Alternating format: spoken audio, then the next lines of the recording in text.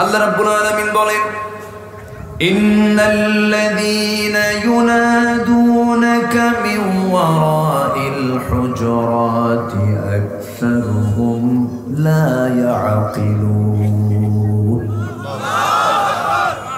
এই হুজুরাত শব্দ থেকে এই সূরার নামকরণটা করা হয়েছে। এই সূরাটা হলো সামাজিক সূরা, এই সূরাটা হলো পরিবারের সূরা।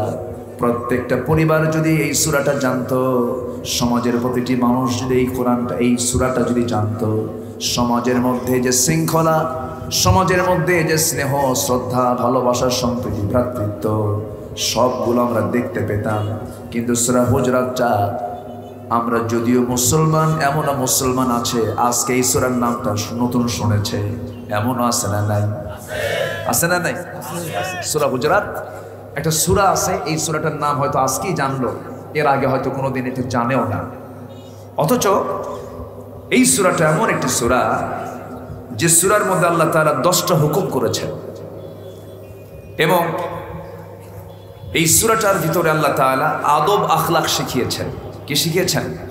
আদব আখলাক শিখিয়েছেন। আদব শিষ্টাচার কাকে বলে আল্লাহ তাআলা এই সূরার মধ্যে তা সম্পূর্ণ করে মানবতার সামনে উপস্থাপন করেছেন। যার বাবা মারা গেল সে প্রকৃত কিন্তু এতিম নয়। এতিমটাকে কবি বলছেন, লাইসাল ইয়াতীম মান মাতা ওয়ালিদাহু ইন্নাল ইয়াতীমা ইয়াতীমাল ইলমি ওয়াল আদাবি। যার বাপ মারা গেল সেই তো প্রকৃত এতিম নয়, সেই তো বড় প্রকৃত এতিম যে তার জীবনে আদবের শিক্ষা থেকে বঞ্চিত হলো। যার মধ্যে আদব নাই, যার মধ্যে স্নেহ, শ্রদ্ধা, সম্মান, মানুষকে সম্মান শেখানো, সম্মান দেখানো, শ্রদ্ধাবোধ মানুষের প্রতি থাকা, এটা যার মধ্যে নাই সে হলো সবচেয়ে বড় এতিম। কিন্তু আজ আমরা যদি লক্ষ্য করি, শিক্ষাঙ্গনের দিকে যদি আমরা যাই, মাদ্রাসায় শিক্ষক ছাত্রকে পিটায় না ছাত্র শিক্ষককে পিটায়? শিক্ষক ছাত্রকে পিটায়। পিটানোর দরকার আছে না নাই? আছে। শাসনের দরকার আছে। শাসন না কইরা যেদিন থেকে আমার দেশের স্কুল থেকে, মাদ্রাসা থেকে যেদিন থেকে লাঠিটা উঠানো হয়েছে সেদিন থেকে বেয়াদবি শুরু হয়েছে। মানে অতি আদর এটাও ঠিক না, আবার ছেড়ে দেওয়াও ঠিক না। শাসন করা তারই সাজে, সোহাগ করে যে। মাদ্রাসায় শিক্ষক ছাত্রকে শাসন করে, শিক্ষক ছাত্রকে মারে, কিন্তু আপনি ভার্সিটিতে যান, শিক্ষক ছাত্রকে পিটায় না ছাত্র শিক্ষককে পিটায়?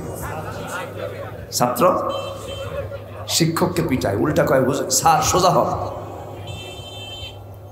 কেন? কি জন্য? এটার একটা রেজাল্ট আমি বলছি। মাদ্রাসায় কোরআন যখন কেউ পড়তে নেয় একটা আদব আছে না নাই? আসতে বলবেন না, আদব আছে না নাই? আচ্ছা। বরঞ্চ কি হয়, শিক্ষক ঘর থেকে বের হবেন, ছাত্র শিক্ষকের সম্মানী জুতাটা সই করে রেখেছে।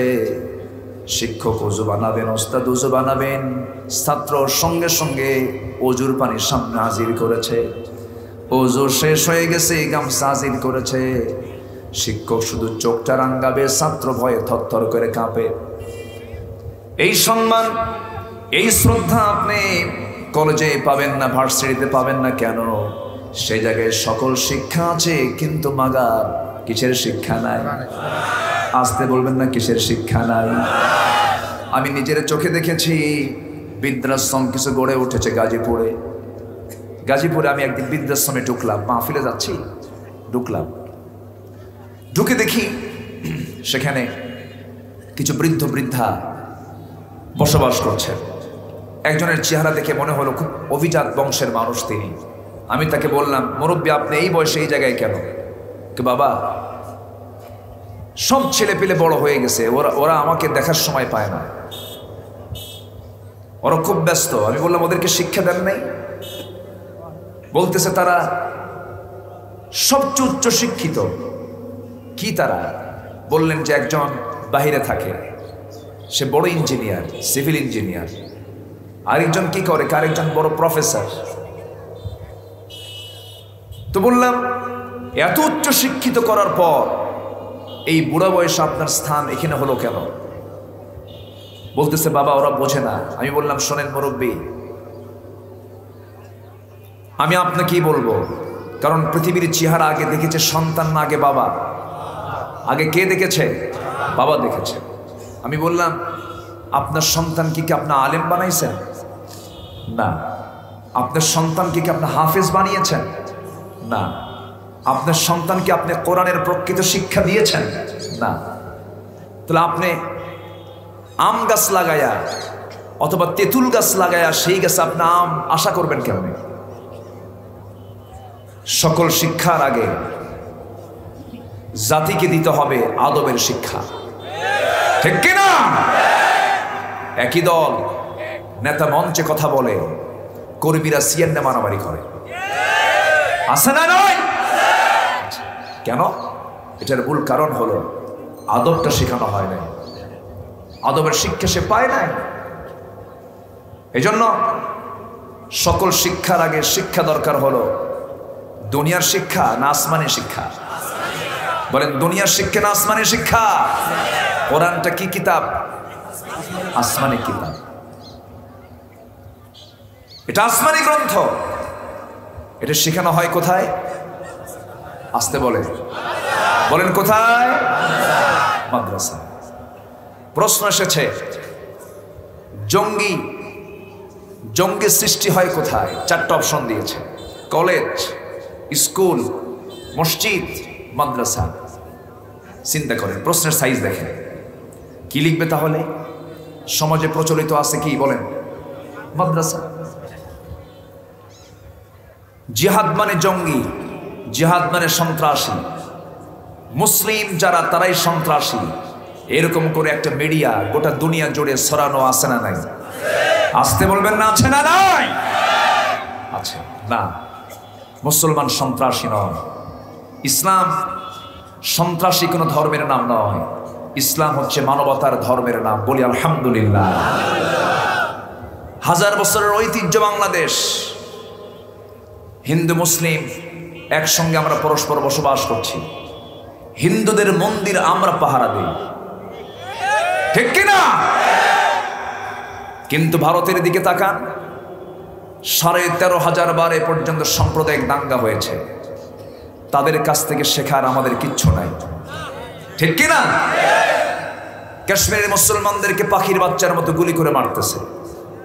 বৌদ্ধদের ধর্মে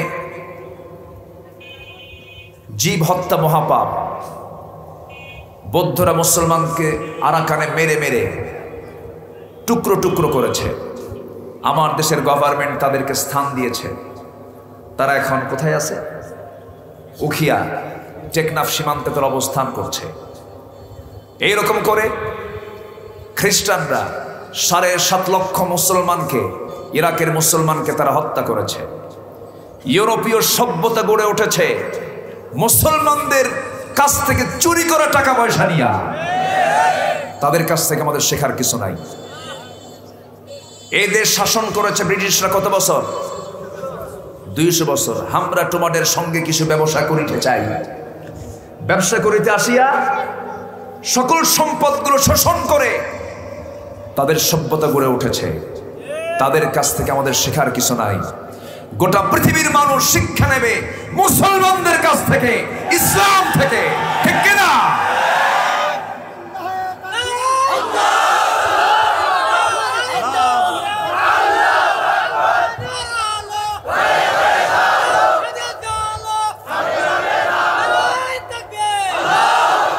ইসলাম কে দিয়েছেন? আসতে বলবেন না। ইসলাম কে দিয়েছেন? আল্লাহ যেটা দিয়েছেন তার মধ্যে কোনো ভুল আছে? ইসলাম ছাড়া যেটাই তার মধ্যে ভুল আছে না নাই? আচ্ছা, আমরা ইসলামকে মানব 1 আনা না 16 আনা? আসতে বলবেন না। 1 আনা না 16 আনা? 16 আনা মানতে হবে।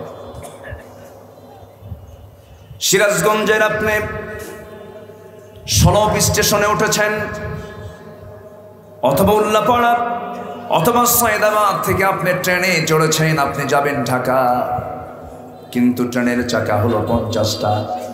50টা চাকার যদি একটা চাকা বিকল হয়ে যায়, এক চাকা বিকল হওয়া মাত্রই ওই ট্রেনের যিনি ড্রাইভার তিনি বলবেন ট্রেন চলবে না, ট্রেন ঢাকা যাবে না।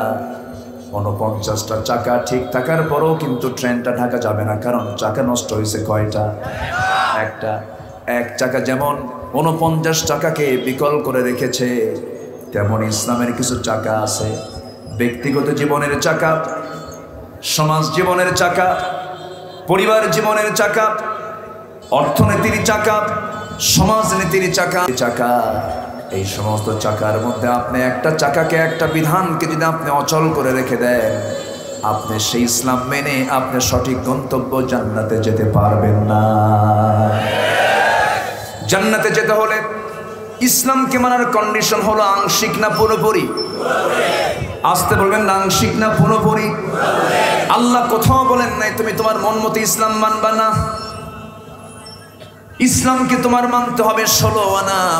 কোরআনে কারীম আল্লাহ রাব্বুল আলামিন বলছেন, কোরআন খুলে দেখবেন, আল্লাহ রাব্বুল আলামিন বলছেন উদখুলু ফিস সিলমি কাফা ওয়া লা তাত্তাবিউ খুতুওয়াতিশ শাইতান ইন্নাহু লাকুম আদুউম মুবিন। জোরে বলুন আল্লাহু আকবার।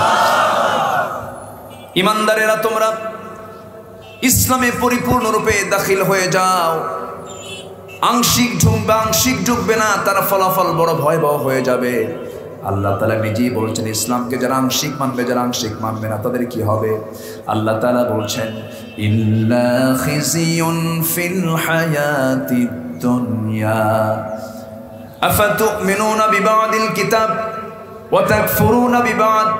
কিতাবের কিছু অংশ মানবি আর কিছু অংশ মানবে না, তা হবে না। যদি এরকম করো, তোমার মন মতো ইসলাম যদি মানতে চাও, দুনিয়ার জিন্দেগিতে লাঞ্ছিত হবে, আখিরাতে তুমি ক্ষতিগ্রস্তদের অন্তর্ভুক্ত হয়ে যাবে। আজকে দুনিয়ার মুসলমান সম্মানজনক অবস্থানে না লাঞ্ছিত হয়ে আছে? লাঞ্ছিত। 56টি মুসলিম দেশ গোটা দুনিয়া জুড়ে, 180 কোটি মুসলমানের দুনিয়া, অথচ মুসলমান কোথাও মাথা উঁচু করে দাঁড়াতে পারে না। এর মূল কারণ হলো মুসলমান ইসলামটাকে পরিপূর্ণরূপে ধরতে পারে নাই, ইসলামটাকে পরিপূর্ণরূপে গ্রহণ করতে পারে নাই। আংশিক মেনেছে ব্যক্তিগত জীবনে, সমাজ জীবনে মানে নাই, সমাজ জীবনে মেনেছে, অর্থনৈতিক জীবনে মানে নাই। এখানে যারা বসে আছেন, কেউ কি বুক উঁচু করে বলতে পারবেন আমি সুদের সঙ্গে প্রত্যক্ষ পরোক্ষভাবে জড়িত নই? কেউ বলতে পারবেন না। আমিও বলতে পারবো না, আপনিও বলতে পারবেন না। কেন বলতে পারবো না আমি? কারণ সুদ, যার সর্বনিম্ন গুনাহ হলো নিজের মার সঙ্গে জেনা করা, যেরকম নাউজুবিল্লাহ। কিন্তু এই সুদ প্রত্যেক জায়গায় আছে না নাই? বলেন, আসতে বলবেন না, আছে না নাই? আছে। কিন্তু এই তো ওয়াজ মাহফিল, এত মসজিদ মাদ্রাসা, আলেম ওলামা এত বেশি হয়ে গেল, মাদ্রাসা বাড়লো, সুদ তো কমলো না। আমার মনে হয় এই এরিয়ার মধ্যে কোনো সুদের কারবার চলে না। সুদ আছে? সুদ আছে? রাগ করতেছেন নাকি আপনারা? দেখেন, আবার এই চান্সে কেউ উঠেন না। যে উঠবে আমি ভাববো ওটাই সুদ খায়। বসে ওয়াজে তো সবাই খুশি হবে না। সুদখোর কি খুশি হবে? যে চোর সে কি খুশি হবে? না। আমার ভাইয়েরা, একটু কান লাগাবেন, মনোযোগ দিয়ে শোনার চেষ্টা করবেন। এখানে সাবেক এমপি মহোদয়, চেয়ারম্যান মহোদয়, অনেকেই বিজ্ঞজনেরা আছেন। কোরআন তো আল্লাহ তাআলা সবার জন্য দিয়েছেন। আল্লাহ রাব্বুল আলামিন এই কোরআনটা দিয়েছেন বান্দার সকল সমস্যার সমাধানের জন্য, না নামাজের জন্য? শুধু কি নামাজের জন্য? শুধু নামাজের জন্য, শুধু রোজার জন্য, শুধু দান সদকার জন্য এত বড় কোরআন নাযিলের কোনো প্রয়োজন ছিল না। আল্লাহ তাআলা সবের মধ্যে বলে দিয়েছেন। দেখেন, একটু ব্যাখ্যায় যদি চলে যায়, কোরআন কত সায়েন্টিফিক কথা বলে। আল্লাহ তাআলা এই সূর্য নিয়ে কথা বলেছেন। আমার নবীজি কোনো ভূতত্ত্ব নিয়ে পড়াশোনা করেন নাই, ভূমণ্ডল নিয়ে কথা পড়াশোনা করেন নাই, মহাকাশ নিয়ে পড়াশোনা করেন নাই। সূর্যের কথা কোরআনে আছে না নাই? সূর্য কি করে, কোথায় করে আছে না নাই? আকাশের তথ্য আছে না নাই? আল্লাহ রাব্বুল আলামিন সব কিছু বলে দিয়েছেন। বিজ্ঞান 200 বছর আগে বলেছে পৃথিবী নয় সূর্য ঘোরে। এখন দুনিয়ার সমস্ত বিজ্ঞানীরা বলতেছে না, সূর্য নয় পৃথিবী ঘোরে, ওদের তো মাথায় ঘোরে। অথচ আল্লাহ তাআলা কত আগে বলে দিলেন, লাশ-শামসু ইয়ানবাগি লাহা আন তুদরিকাল কমার ওয়ালাল-লাইলু সাবিকুন নাহার ওয়া কুল্লুন ফি ফালাকিন ইয়াসবাহুন। জোরে বলুন আল্লাহু আকবার।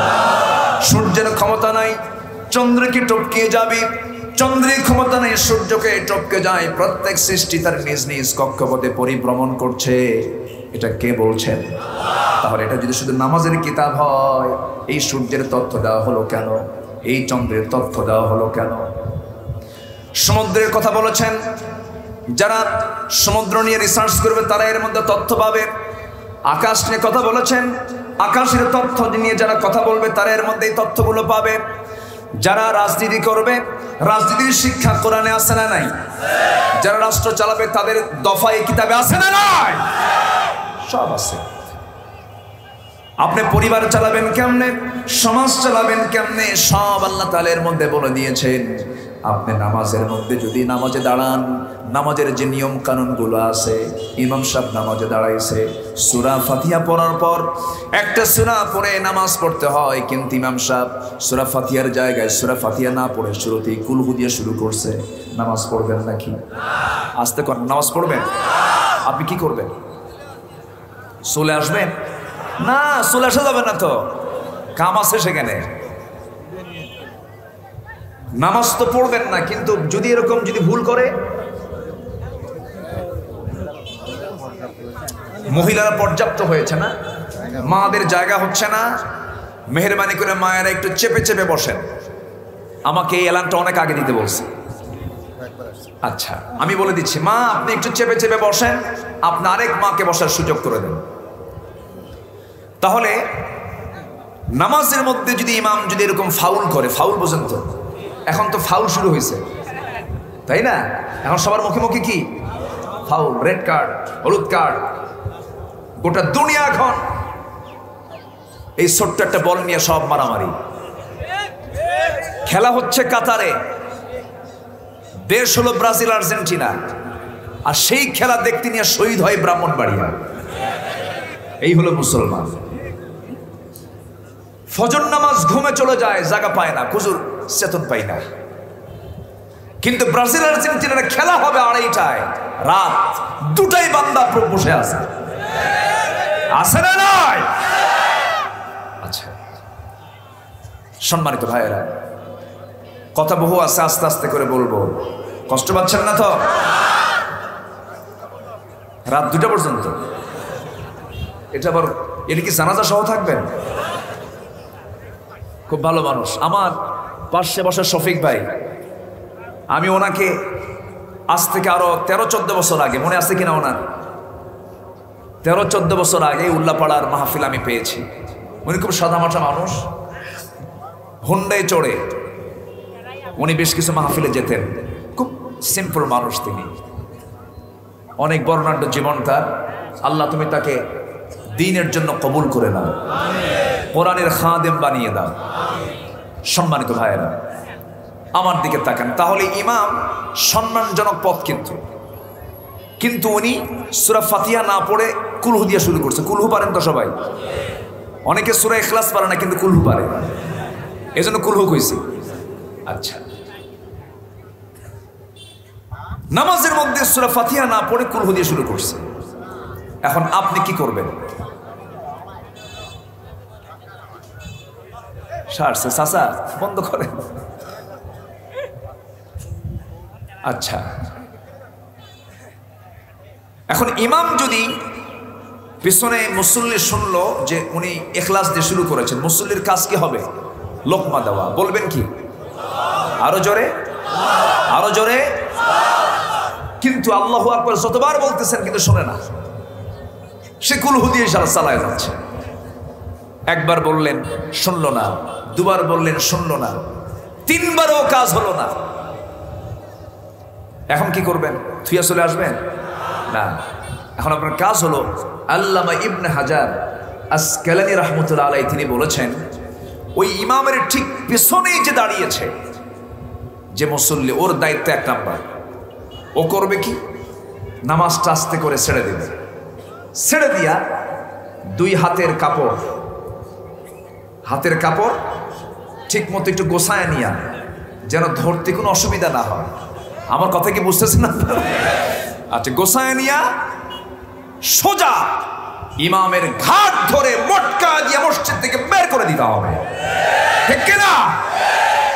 ঠিক তেমনি আজকের সমাজে যারা ইসলাম বিরোধী কথা বলে, কোরআন বিরোধী কথা বলে, ইসলামের বিরুদ্ধাচারণ করে, ওদের ঘাড় ধরে মটকা দিয়ে সমাজ থেকে বের করে দিতে হবে।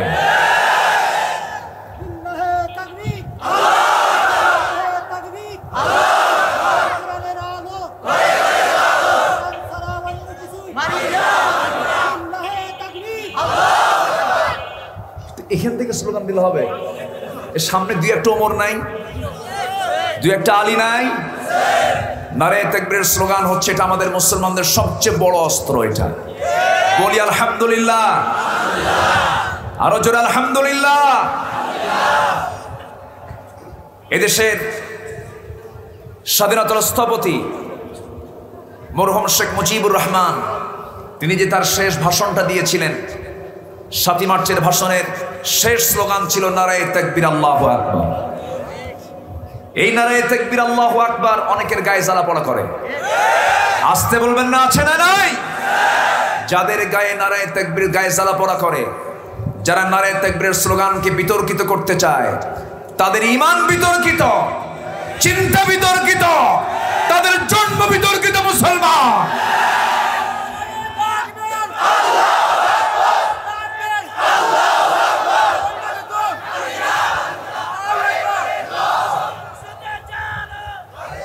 আল্লাহ কবুল করুন, জোরে বলে আমিন। এই স্লোগান দিয়েছেন আদম আলাইহিস সালাতু ওয়াস সালাম। কে দিয়েছেন? এই স্লোগান দিয়েছেন ইব্রাহিম আলাইহিস সালাতু ওয়াস সালাম। এই স্লোগান দিয়েছেন নূহ আলাইহিস সালাতু ওয়াস সালাম। এই স্লোগান দিয়েছেন আমার নবী মুহাম্মদ সাল্লাল্লাহু আলাইহি। আমাদের জন্মের স্লোগান কি? জোরে। আযানের স্লোগান কি? নামাজের শুরুতে কি? সেজদায় কি? রুকুতে কি? গরু জবাই করতে কি?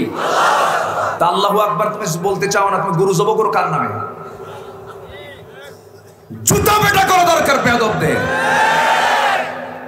কষ্ট হচ্ছে আপনাদের? আল্লাহ কবুল করুন। কোন সূরা বলেন? সূরা হুজুরাত। 10টা হুকুম। কয়টা হুকুম? 10টা। দেখি সময় সুযোগ যদি হয়, আমাকে যদি বলতে দেন তাহলে বলবো। জোরে বলি ইনশাআল্লাহ। তাহলে ইসলামকে মানবো আমরা 1 আনা না 16 আনা? 16 আনা। একটা মানুষের মাথা থেকে পা পর্যন্ত সব অঙ্গ প্রত্যঙ্গ ঠিক থাকলেই কিন্তু আমরা তাকে পরিপূর্ণ একটা মানুষ বলি। কিন্তু যার একটা অঙ্গ নাই, তখন আমরা কি বলি? অঙ্গহানি বলি না? লোকটা কি প্রতিবন্ধী অথবা অঙ্গহানি, পঙ্গু আমরা বলি, তখন তার নাম কিন্তু পরিপূর্ণ মানুষ থাকে না। মাথার চুল নাই, কি বলি?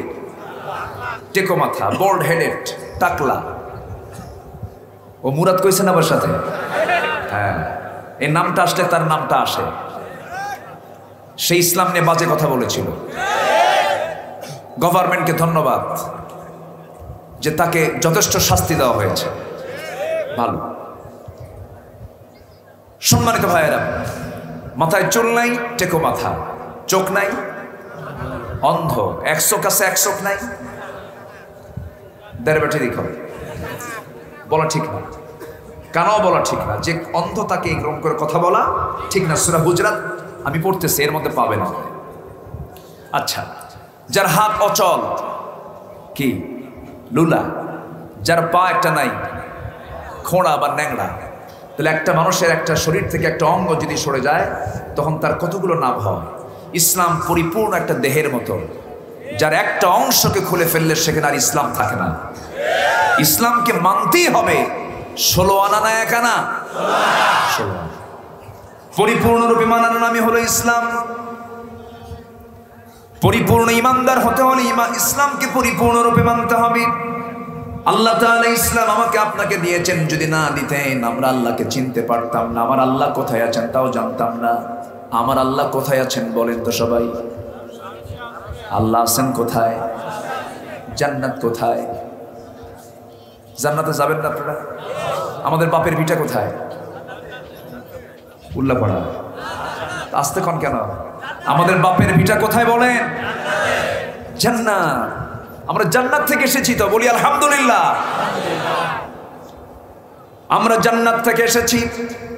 সেই জান্নাতে যদি যেতে চাই, সেই জান্নাত যদি আমাদের বাসিন্দা আমরা হতে চাই, সেই জান্নাত নামক ঠিকানাও তো আমাদের জানা দরকার।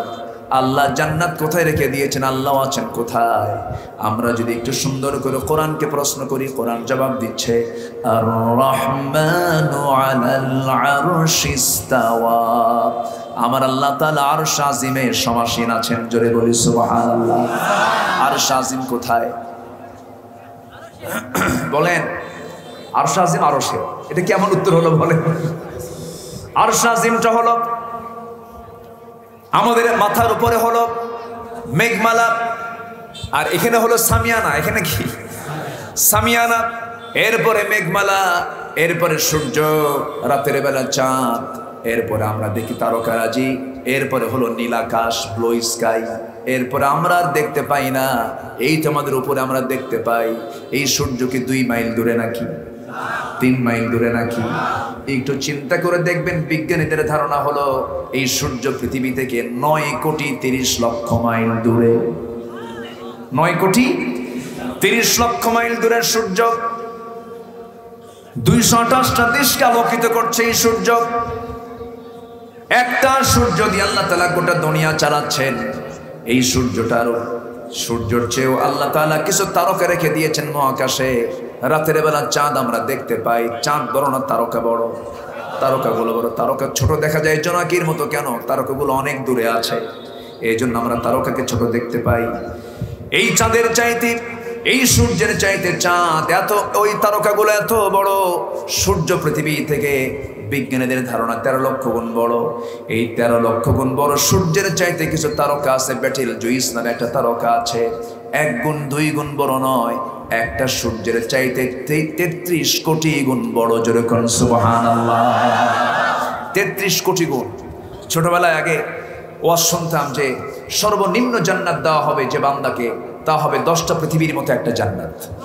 মনে মনে চিন্তা করতাম এত জায়গা পাবে কই আমি? কিন্তু পরে যখন মহাকাশ নিয়ে একটু চিন্তা করলাম, না, আল্লাহর জায়গার কোনো অভাব নাই। জোরে কোন সুবহানাল্লাহ। একটা তারকা হলো সূর্যের চাইতে কত গুণ বড়? 33 কোটি গুণ বড়।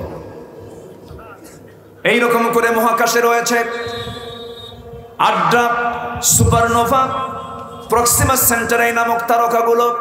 এই তারকাগুলো এত বড়। পৃথিবীর সবচেয়ে নিকটবর্তী তারকা হলো প্রক্সিমা সেন্টারাই। প্রক্সিমা সেন্টারে যদি কেউ যেতে চান, সফর করতে চান, যেমন করে আমরা চাঁদের দেশে সফর করেছি, যদি কেউ চাঁদের দেশের মতো যদি কেউ তারকার দেশে যেতে চায়, সবচেয়ে নিম্ন তারকা হলো, সবচেয়ে কাছের তারকা হলো প্রক্সিমা সেন্টারাই। এই প্রক্সিমা সেন্টারাই যাওয়ার জন্য একজন বান্দা যদি যেতে চায়, এই পৃথিবীর সবচেয়ে দ্রুতগামী যানবাহন হচ্ছে এখন অ্যাপোলো 11। অ্যাপোলো 11-এর 1 ঘন্টায় গতি হলো, পার আওয়ার গতি হলো 1 ঘন্টায় সে চলে 39,000 কিলোমিটার। এমন গতিবেগে যদি কেউ অ্যাপোলো 11-এ চড়ে যদি সেই প্রক্সিমা সেন্টারি নামক তারকারা দেশে যদি যেতে চায়, তার সময় লেগে যাবে 1,15,000 বছর মাত্র। 1,15,000 বছর। যাবেন কে কে? হাত তোলেন। কয়েকজন তুলছিল না? আচ্ছা, না ঠিক আছে, ঝোঁক আছে, ভালো। কিন্তু বাঁচবো কয়দিন? 60, 70, 80, 100 বছর। কিন্তু ওইদিকে ঘন্টায় 39,000 কিলোমিটার বেগে যেতে সময় লাগতেছে হলো শুধু তারকার দেশে 1,15,000 বছর। সম্ভব? আসতে বলবেন না সম্ভব? সম্ভব না। এই দুনিয়ার কোনো যানবাহন দিয়ে সম্ভব নয়, আমার আপনার দ্বারা সম্ভব নয়। তবে আল্লাহ যদি চান, অসম্ভব না সম্ভব। একজন মানুষ গিয়েছিলেন আল্লাহর আরশ আজিমের মেহমান হয়েছেন। তিনি কে? মুহাম্মদ সাল্লাল্লাহু আলাইহি ওয়াসাল্লাম।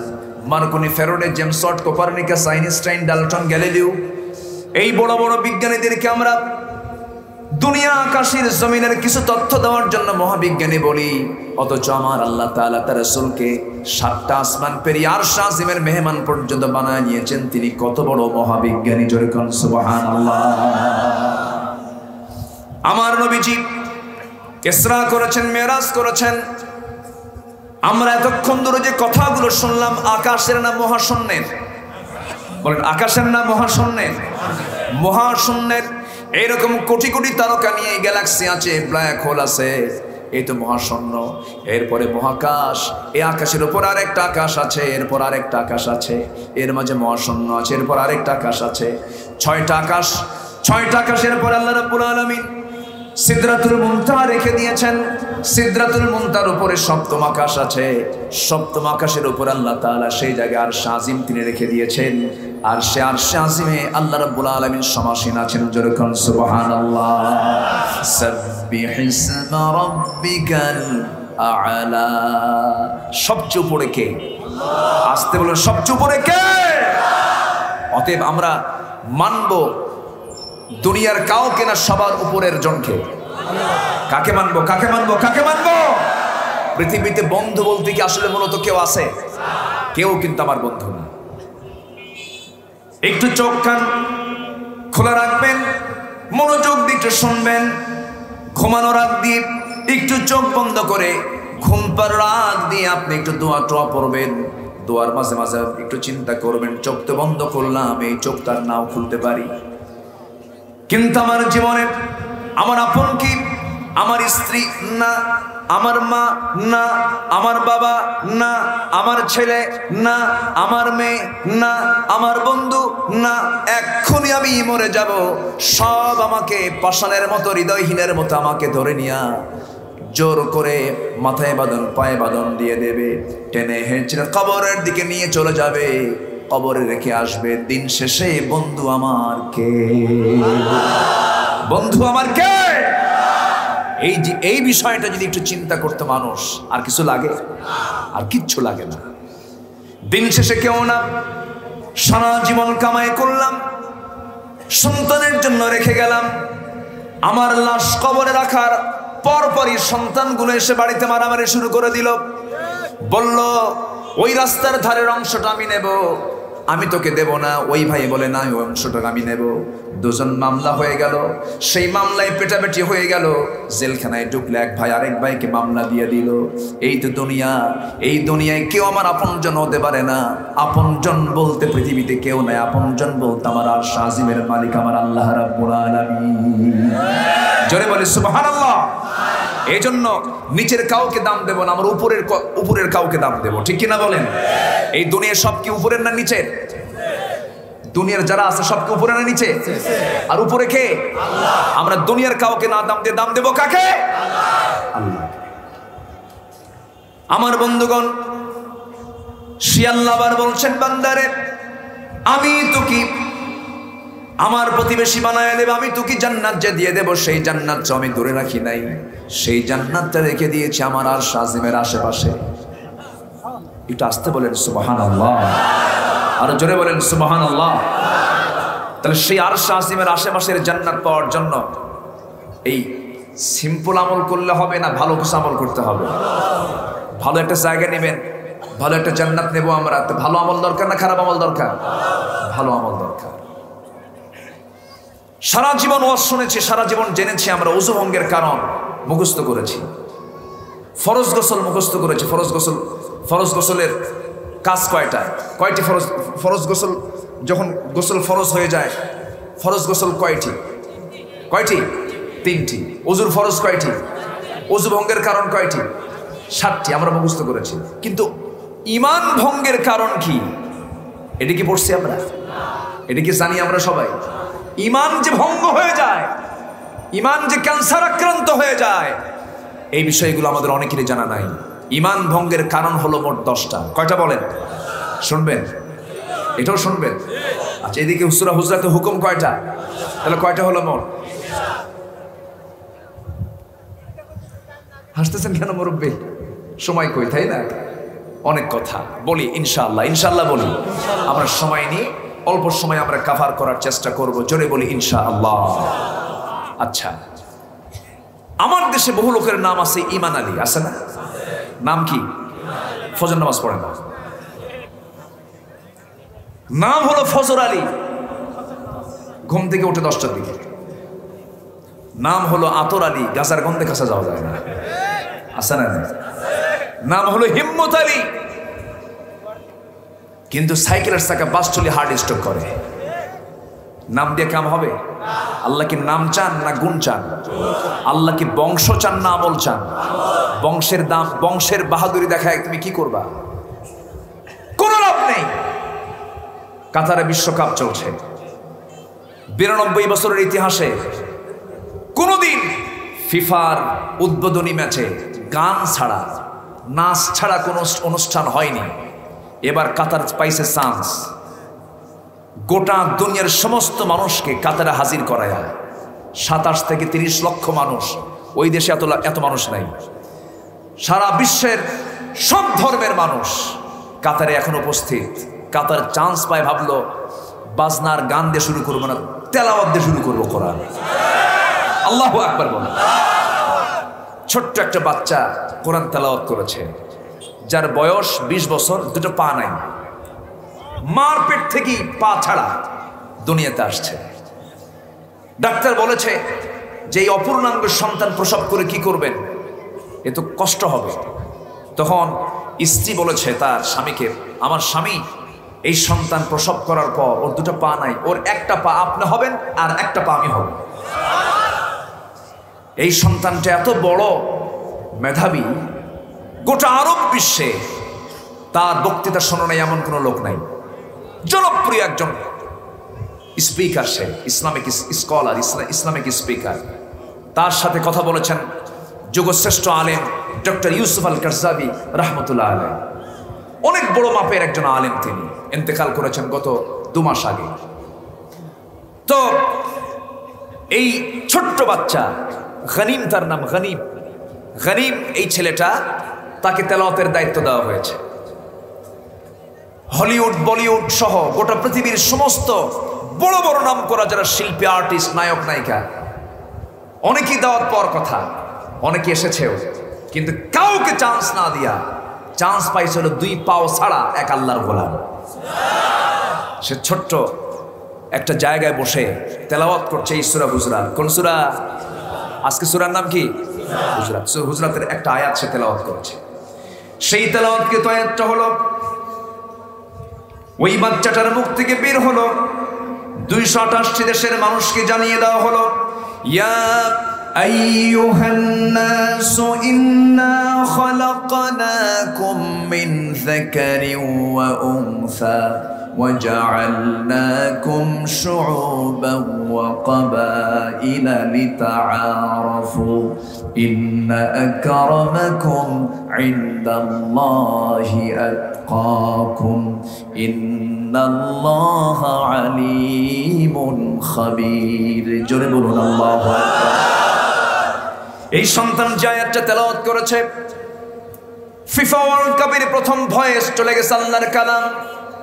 গোটা বিশ্বের খ্রিস্টান, ইহুদি, নাসারা, বৌদ্ধ সব ধর্মের মানুষকে জানিয়ে দিচ্ছে, হে মানব মণ্ডলী, ইন্না খালাকনাকুম, আমি তোমাদেরকে সৃষ্টি করেছি, মিন যাকারিন ওয়া উনসা, এক মানুষ, এক নর এবং এক নারী থেকে, আদম এবং হাওয়া থেকে, ওয়া জাআলনাকুম শুউবান ওয়া কাবাইলা লিতাআরাফু, এবং তোমাদেরকে আমি বিভিন্ন গোত্রে, বিভিন্ন জাতে আমি কেন এই জন্য দিয়েছি, লিতাআরাফু, যেন তোমরা একে অপরকে চিনতে পারো। এরপরে বলা হচ্ছে, ইন্না আক্রামাকুম ইনদাল্লাহি আতকাকুম, তোমাদের মধ্যে সবচেয়ে সম্মানিত ব্যক্তি সেই যে খেলোয়াড় সে নয়, যে মন্ত্রী সে নয়, যে প্রেসিডেন্ট সে নয়, যে বড় একজন ব্যবসায়ী সে নয়, তোমাদের মধ্যে সেই লোকটাই সবচেয়ে বড় সম্মানিত যে তার আল্লাহকে সবচাইতে বেশি ভয় করে। জোরে বলুন সুবহানাল্লাহ। উপস্থিত লক্ষ লক্ষ মানুষের হৃদয়ে এই কথাটা টাচ করেছে, অনেকে কালেমা পড়ে মুসলমান হয়েছে। আল্লাহু আকবার বলেন। আমার এক বন্ধু গেছে কাতারে, সম্প্রতি সফরে গেছেন, বলতেছে, বন্ধু আমি ইমিগ্রেশন ক্রস করে কাতার এয়ারপোর্টে নেমে ইমিগ্রেশন ক্রস করা মাত্রই দেখি কাতারের এমন কোন দেওয়াল নাই যে দেওয়ালে আল্লাহর আয়াত আর রাসূলের হাদিস নাই। যেখানেই যাব আমরা কোরআনের প্রচার করব, জোরে বলি ইনশাআল্লাহ। তাহলে বংশ দিয়া কাম না আমল দিয়া কাম? বংশ কোনো কাজে আসবে? আবুল আহাবের বংশ আর আমার নবীর বংশ দুই না এক? আবুল আহাবের বংশ আর আমার নবীর বংশ দুই না এক? এক বংশ। কুরাইশ বংশের মানুষ আবুল আহাব, আমার নবীও কুরাইশ বংশের মানুষ, কিন্তু বংশ দিয়ে কোনো লাভ হবে না। আবুল আহাব চলে যাবে জাহান্নামে, কারণ তাব্বাত ইয়াদা আবি লাহাবি ওয়া তাব। ধ্বংস হোক আবুল আহাবের হস্তদ্বয়, যা সে কামাই করেছে সব তার ধ্বংস হয়ে যাক। আমার বন্ধুগণ, আমার ভাইরা, এজন্য বংশ দিয়ে কোনো কাজ হবে না। বাবা দিয়ে ছেলে নাজাত পাবে না, ছেলে দিয়ে বাবা নাজাত পাবে না, বাবা দিয়ে ছেলের কোনো উপকার হবে না, ছেলে দিয়ে বাবার কোনো উপকার হবে না, স্ত্রীদের স্বামীর কোনো কাজ হবে না, স্বামী দিয়ে স্ত্রীর কোনো কাজ হবে না। যদি কাজ হতো, নূহ আলাইহিস সালাতু ওয়াস সালামের বউ ছিল কাফের, বউ ঈমান আনে নাই, আল্লাহর নবী হওয়ার পরও, স্বামী হওয়ার পরও তার কোনো কাজে আসবে না। নূহ আলাইহিস সালাতু ওয়াস সালাম তিনি এমন একজন নবী ছিলেন, বউ ঈমান আনে নাই, সন্তানও ঈমান আনে নাই। জানেন না আপনারা? বউ ঈমান আনে নাই, সন্তান ঈমান আনে নাই, কিন্তু একটা বারের জন্য নূহ আলাইহিস সালাতু ওয়াস সালাম মনক্ষুণ্ণ হন নাই, কারণ হেদায়েতের চাবি কার হাতে? আসতে বলবেন না কার হাতে? কিন্তু নূহ আলাইহিস সালাতু ওয়াস সালাম তারই নবুয়তের জোরে কি তার বউকে জান্নাতে নিতে পারবেন নাকি? সন্তানকে জান্নাতে নিতে পারবেন নাকি? আমাদের জাতির পিতাকে বলেন বলেন বলেন। ইব্রাহিম আলাইহিস সালাতু ওয়াস সালাম, মিল্লাতে আবিকুম ইব্রাহিম। ইব্রাহিম আলাইহিস সালাতু ওয়াস সালামের বাবা ছিল একজন মুশরিক। কি ছিল বলেন? মুশরিক। মুশরিক পিতার সন্তান হলো আল্লাহর নবী ইব্রাহিম আলাইহিস সালাতু ওয়াস সালাম। আল্লাহর নবী হওয়ার পরেও তার বাপকে জান্নাতে নিতে পারবেন নাকি? নিতে পারবেন না। ইভেন আমার নবীর সামনে একজন সাহাবী কাঁদতেছেন, রাসূল বলছেন, সাহাবী তুমি কাঁদো কেন, কি হয়েছে? সঙ্গে সঙ্গে তিনি বলছেন, হুজুর আমার বাবা ইসলাম পায় নাই, দিন পায় নাই, সে কাফের হয়ে দুনিয়া থেকে বিদায় হয়ে গেছে, সে জাহান্নামের মেহমান হবে, সে জাহান্নামে চলে যাবে, এই জন্য আমি কাঁদতেছি, বাবার কথা মনে করে আমি কাঁদতেছি। রাসূল বললেন, ওরে আমার সাহাবী, তুমি কেন কাঁদো তোমার বাবার জন্য? তোমার বাবার যে হাল আমার বাবারও সেই হাল, আমার বাবারও সেই হাল। অতএব সবচেয়ে বড় সম্পদ হলো ঈমান। ঈমান নামক এই সম্পদকে আমরা কখনো হাতছাড়া করব না। আল্লাহ রাব্বুল আলামিন সেই জন্য বলছেন, বান্দা শোনো, হাসরের ময়দানে কোনো বান্দা নাজাত পাবে না যতক্ষণ না পর্যন্ত 5টা প্রশ্নের জবাব না দিতে পারবে।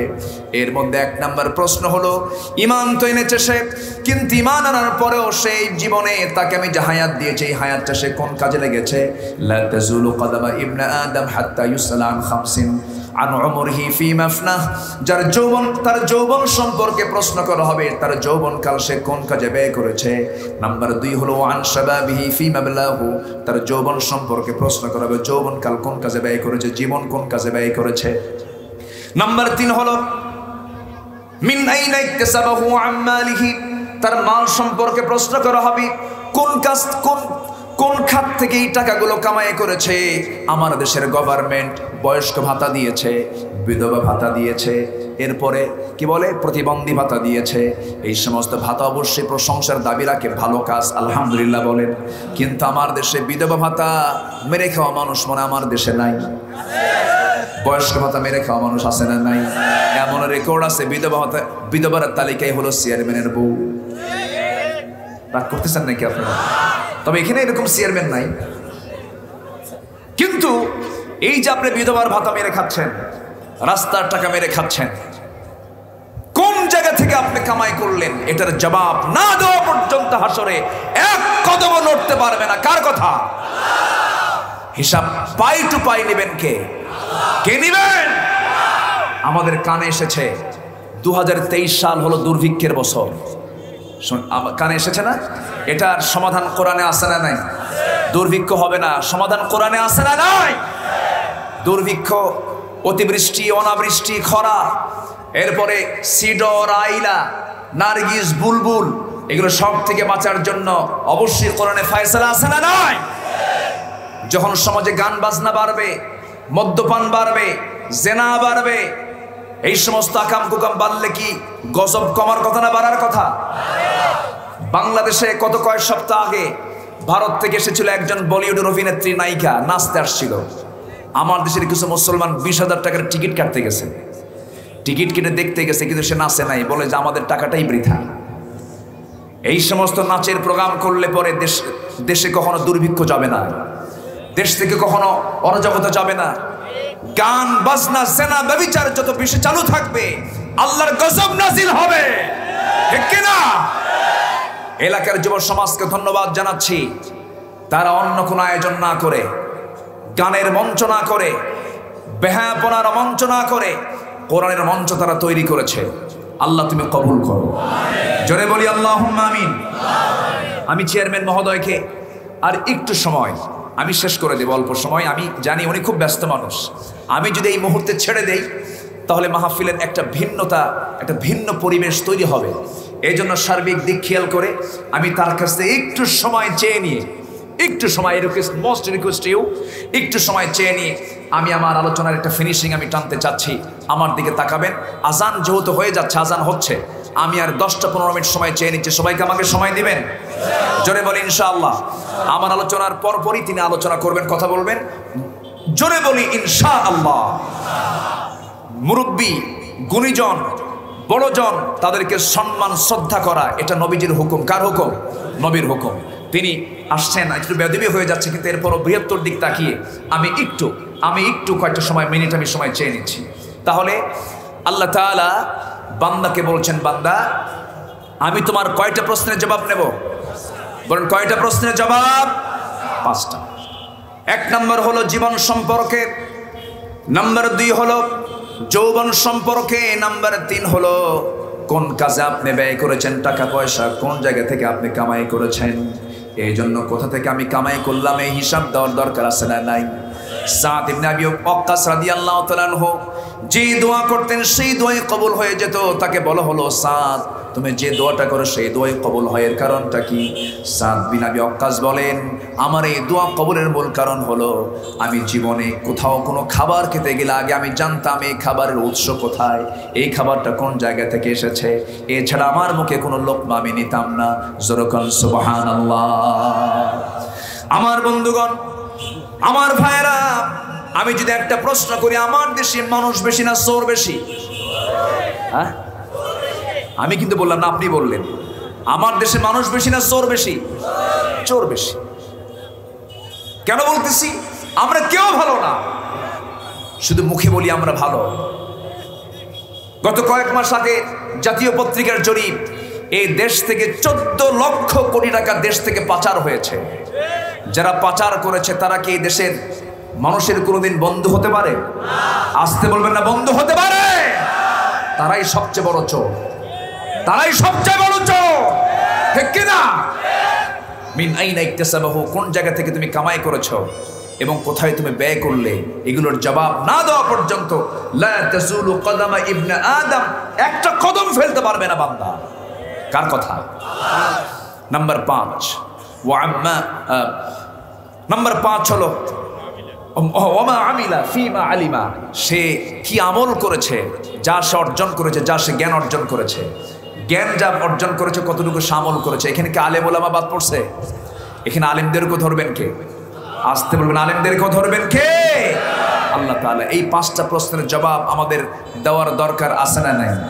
আসতে বলবেন না, আছে না নাই? আছে।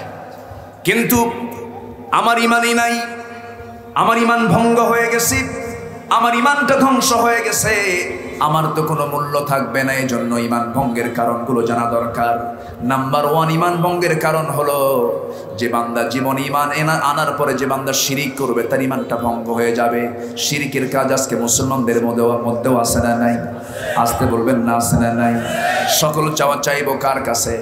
কোনো মাজারে যাওয়া যাবে? কোনো পীরের দরবারে সেজদা দেওয়া যাবে? যে পীর সেজদা নাই সে কি পীর না ভণ্ড? সে পীর না ভণ্ড?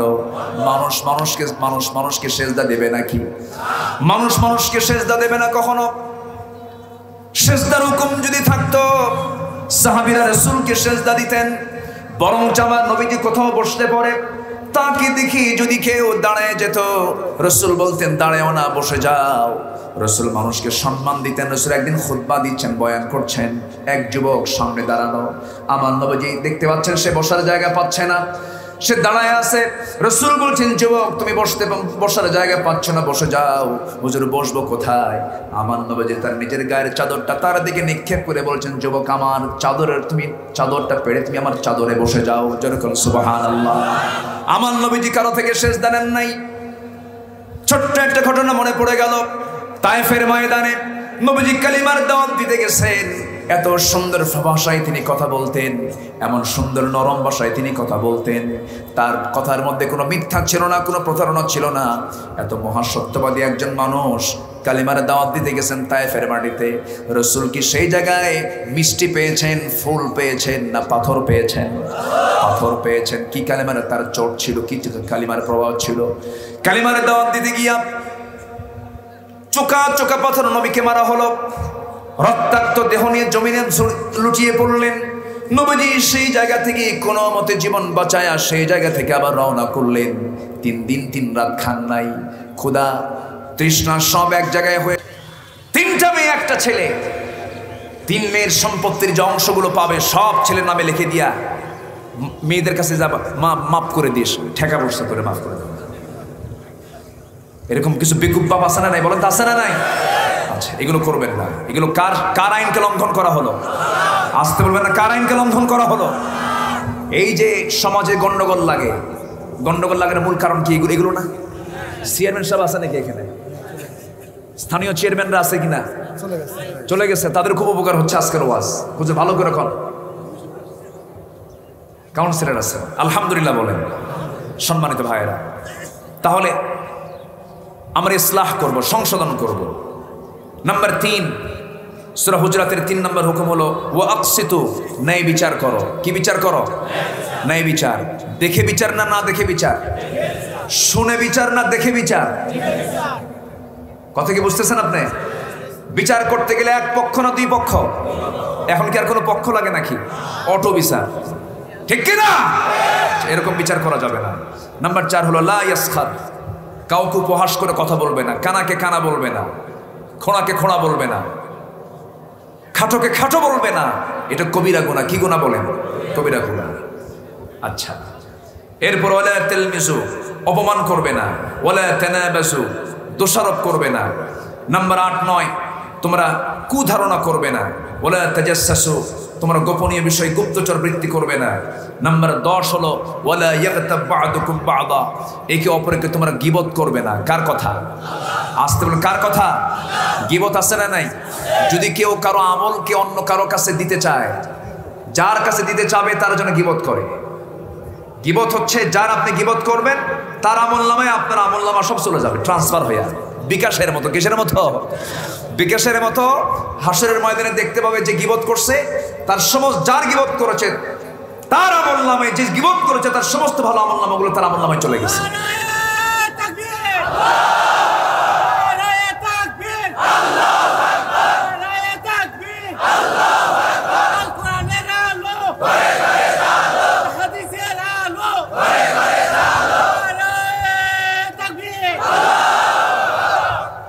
হুজরাতের কয়টা হুকুম বলেন? 10টা হুকুম আমরা শিখে নিলাম। জি, তাই? আচ্ছা ভাই, আসসালামু আলাইকুম। মৌলভী সাহেব অনেকক্ষণ বক্তব্য রেখেছেন। আমার ইচ্ছে ছিল আমি বক্তব্য রাখবো। উনি যেভাবে বলছে, আমার বক্তব্য এইটা মনের মধ্যে আসবে না। উনি আসতেছে, উনিকে দোয়া করি। আর ওনার কাছে চাই যে দোয়া করেন যে আমরা যে কাজগুলি আজকে এখানে আসছি, আপনার এই যে বক্তব্য শুনলাম সেই বক্তব্য থেকে আমরা যেন সংশোধন, আল্লাহুম্মা আমিন, আমার ছেলেদেরকে যেন সংশোধন করতে পারি, আমার স্ত্রীকে সংশোধন করাতে পারি, আমার বাড়ির আশেপাশে তাদেরকে সংশোধন করাতে পারি। এই কাহিনীটা বলে আমার অনেক বন্ধু আছে, অনেক মুক্তিযুদ্ধ একসাথে আছে, হয়তো ভুল ত্রুটি আমার থাকতে পারে। আমি সংসদ সদস্য ছিলাম, একবার উপজেলা চেয়ারম্যান ছিলাম, আবার উপজেলা চেয়ারম্যানে আসছি। আর আল্লাহর কাছে দোয়া চাচ্ছি যে আবার আমার বয়স 70 বছর বয়স, আগামীতে মনোনয়নের জন্য আল্লাহর কাছে কাচ্ছি আর দোয়া করছি। আমার জন্য দোয়া করবেন। আসসালামু আলাইকুম ওয়া রাহমাতুল্লাহ। যারা এই আজকের অনুষ্ঠান করেছে তাদেরকে ধন্যবাদ জানাই, সালাম জানাই। আর যারা শুনছেন তারা অন্তর দিয়ে শুনেছেন, এই কাজটা আপনারা যেন করতে পারেন। আল্লাহুম্মা আমিন, আল্লাহুম্মা আমিন। শুকরিয়া। আমাদের আজকের মাহফিলের কাঙ্ক্ষিত মেহমানকে ধন্যবাদ, তিনি দিক নির্দেশনামূলক কিছু কথা বলেছেন, বলি আলহামদুলিল্লাহ। আসেন দোয়া করি নাকি? দোয়া করবো? ওঠেন কেন? এই যে ওঠেন কেন আপনারা? বসেন। জি শুকরান, বারাকাল্লাহ, হায়াকাল্লাহ। আমার দিকে তাকান, মেহেরবানি করে বসুন। আমি কি আলোচনা চালাবো? কোনো আপত্তি, কোনো অসুবিধা? আসর নামাজ দরকার নাই তো? আসরের দরকার আছে? আমরা একটু পরে পড়বো, ঠিক আছে না? আমরা একটু পরে পড়বো। জোরে বলি ইনশাআল্লাহ, আরো জোরে বলি ইনশাআল্লাহ। সম্মানিত ভাইরা, কোন সূরা থেকে কথা বলছিলাম আমরা? কয়টা হুকুম ছিল? 10টা হুকুম কি এক লাইনে কইছি? বলেছি কিন্তু। এখন আসুন, ঈমান ভঙ্গের কারণগুলো কি কি আমরা একটু আস্তে আস্তে শুনবো, আর কিছু সময় আমরা দেওয়ার চেষ্টা করব। জোরে বলি ইনশাআল্লাহ। আমি শুনেছি আজকের মাহফিলে পুরুষের চাইতে মায়ের সংখ্যা আরো বেশি। বলি আলহামদুলিল্লাহ, জোরে বলি আলহামদুলিল্লাহ। ভাই ওঠেন কেন? নামাজ। বসেন বসেন বসেন সবাই। আমি জানি আপনাদের একটু কষ্ট হচ্ছে, আমি কষ্ট দিয়ে যাব আজকে। একটু বসেন। আমি খুবই খুশি আজকে, আমি আনন্দিত। এই খোলা মাঠে এত মানুষের উপস্থিতি আমাকে মুগ্ধ করেছে। বলি আলহামদুলিল্লাহ। আজকে কিন্তু ছুটির দিনও না, আজকে অফিস ডে। মানুষের সকল ব্যস্ততার মধ্যে আপনারা আছেন, এর মধ্যে আপনারা এসেছেন। বলি আলহামদুলিল্লাহ। সম্মানিত ভাই, আমরা কারো কাছে সার্টিফিকেট চাই না, আমরা সার্টিফিকেট চাই হলো কার কাছে? আসতে বলবেন না, কার কাছে?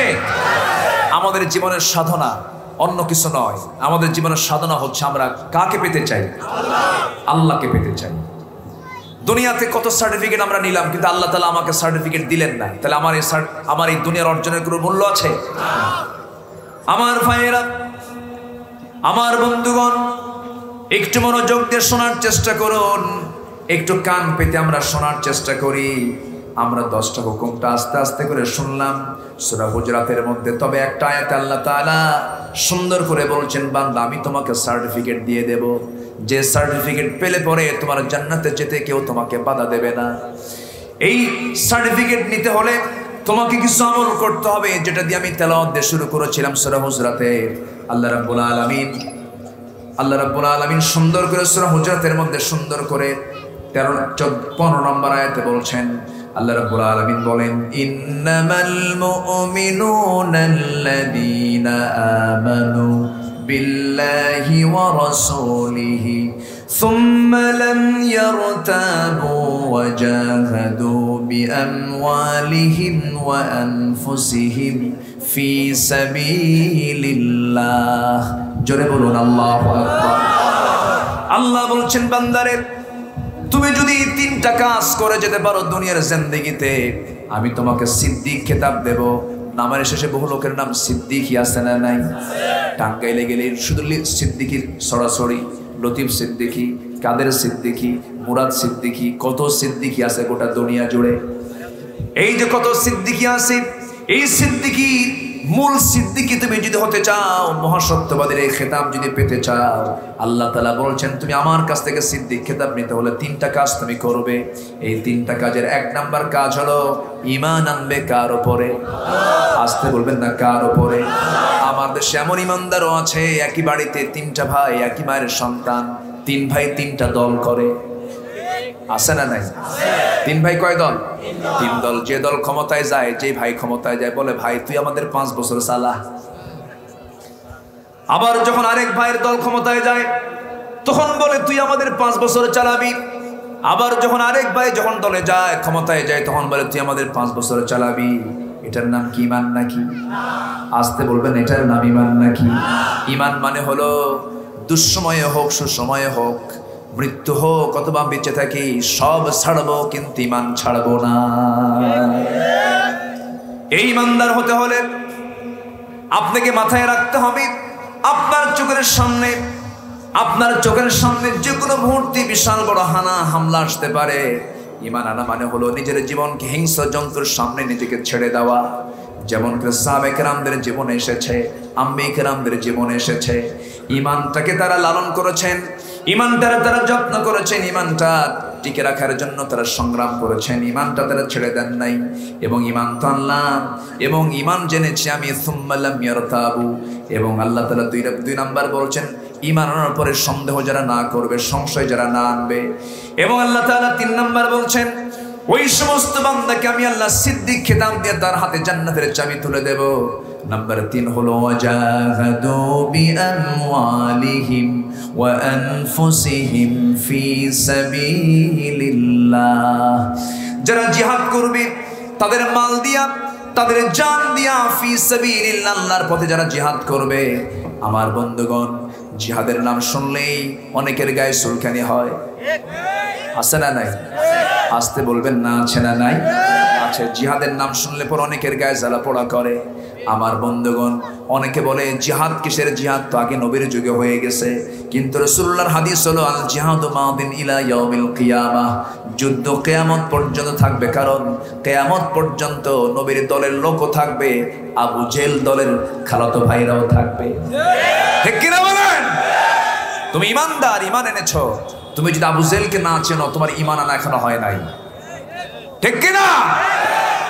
ওরা বলে আমরাও কোরআন পড়ি, আমরাও হাদিস পড়ি, আমরাও ইসলাম বুঝি, আমরাও 5 ওয়াক্ত নামাজ পড়ি। ওরা কোরআন বোঝে ওই কানার মতো। এক কানা গেছে মসজিদে নামাজ পড়তে, মসজিদে নামাজ পড়তে গিয়ে মাগরিবে রক্ত হয়েছে। ইমাম সাহেবের সঙ্গে কথা বলতে বলতে লাগছে টক্কর। এক পর্যায়ে চরম বাকবিতণ্ডা, ঝগড়া। মাগরিবের আজান হয়ে গেছে, নামাজ ইমাম সাহেব দাঁড়ায়া সূরা ফাতিহার পরে এমন একটা আয়াত বলছে যে আয়াতের অংশ হলো ওয়া কানা মিনাল কাফিরিন। কানা মনে মনে চিন্তা করে কিছুক্ষণ আগে গন্ডগোল হলো, নামাজের মধ্যে ফতুয়া জারি হলো, আমি কানা কাফের। প্রচন্ড মেজাজ গরম হয়ে গেছে, কিছু না বলে চুপচাপ আছে, চলে গেছে বাড়িতে। দ্বিতীয় দিন আবার আসছে মসজিদে নামাজ পড়তে। এদিকে যে ইমাম, তার আবার একটা পা হলো ন্যাংরা গোছের, খাটো সাইজের। ইমাম সাহেব আগের সন্ধ্যায় যে সূরা, এই পরের সন্ধ্যায় সূরা ফাতিহার পরে সেই সূরায় যখন তেলাওয়াত করেছে, যখন বলেছে ওয়া কানা মিনাল কাফিরিন, এদিকে ওই কানা নিজেকে নিয়ন্ত্রণ করতে না পেরে নামাজের মধ্যে বলছে ওয়া ল্যাংড়ানা মিনাল ফাসিকিন, আমি কানা যদি কাফের হই, তুই ন্যাংরা হলি ফাসিক। ওরা কোরআন বোঝে ওই কানার মতো। আসতে বলবেন না, জোরে বলুন ঠিক কিনা? তাহাজ্জুদ পড়লেই জান্নাত পাওয়া যাবে না, শুধু সূরা ইয়াসিন তেলাওয়াত করলে জান্নাত পাওয়া যাবে না। কোরআন যদি ওরা বুঝতেই পারে, কোরআন যদি পড়েই থাকে, কোরআনের যারা পাখি তারা খাঁচার মধ্যে বন্দিত্ব জীবনে থাকতে পারে না।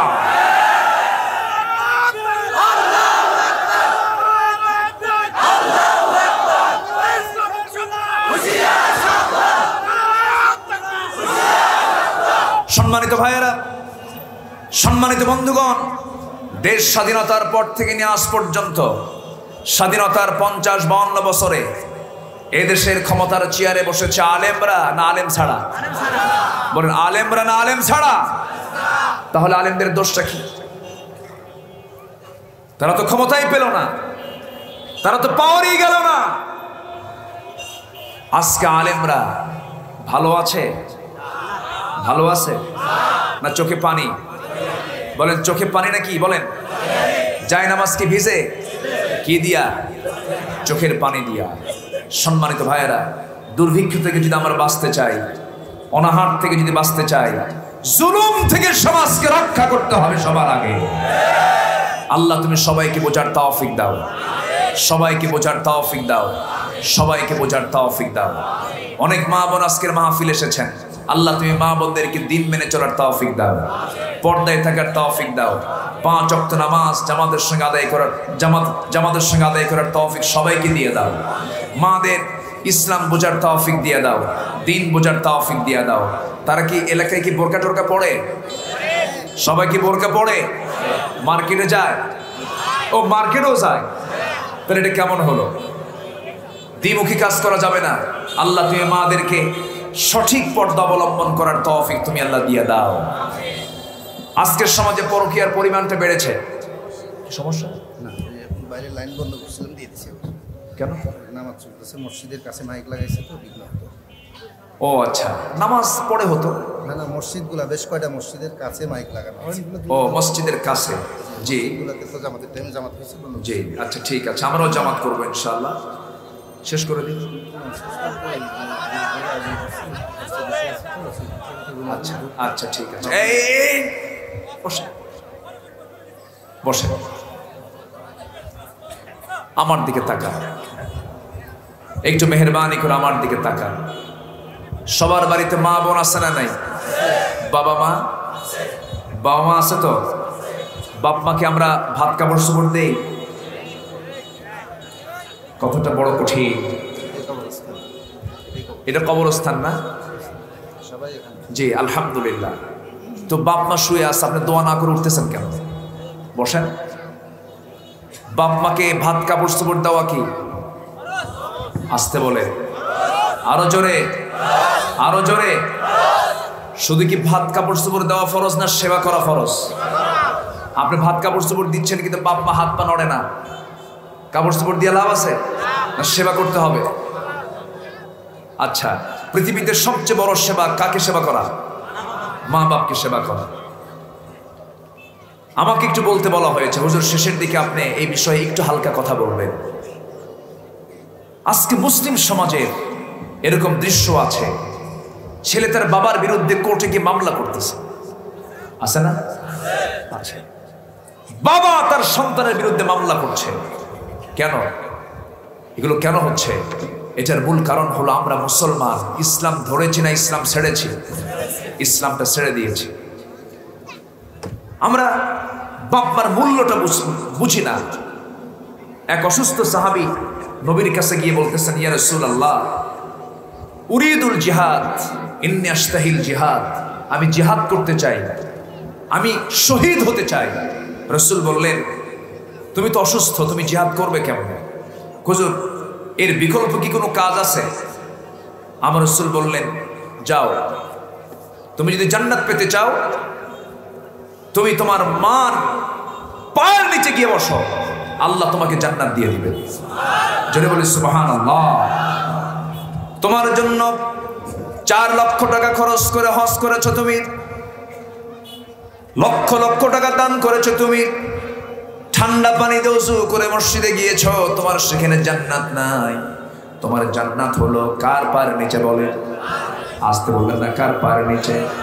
এই জন্য তুমি মার খেদমত করে যদি খুশি করতে পারো, ফান্তা মুজাহিদ, ফান্তা সাইম, ফান্তা মুসাল্লি, ফান্তা মুতামির, ফান্তা হাজ, তোমার জন্য সব হয়ে যাবে আমার ভাইরা। সেই জন্য সর্বশেষে ভাই বোনদের সবার কাছে আমি দৃষ্টি আকর্ষণ করব, এই বিষয়টা সামাজিক একটা বিষয়। সেটা হলো সবার আগে পৃথিবীতে দাম দেব আমার মা বাপকে।